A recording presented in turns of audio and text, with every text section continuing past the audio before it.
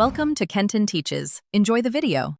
In this video, I will explain how to create a website using NetBeans.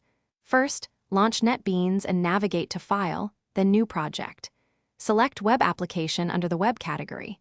You'll then choose your server, like Apache Tomcat, and any desired framework such as Java Server Faces.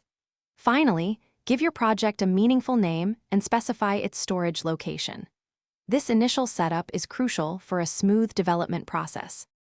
Once your project is set up, you can begin designing the user interface. NetBeans offers a visual designer where you can drag and drop various HTML elements directly onto your page. Easily add text fields, buttons, and images to build your layout. You can then apply custom styles using CSS, defining colors, fonts, and spacing to achieve your desired look and feel. This visual approach makes front-end development intuitive and efficient. With the front-end designed, it's time to implement the back-end logic. You'll write server-side code, often using Java servlets or Java server pages, to manage data and user interactions.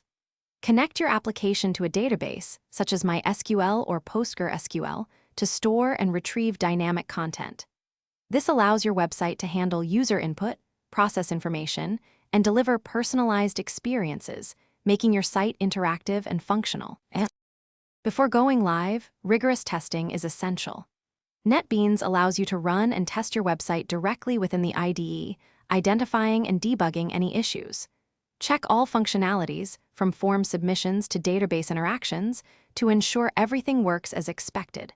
Once satisfied, you can deploy your finished website to a web server, making it accessible to your audience. This final step brings your creation to the world.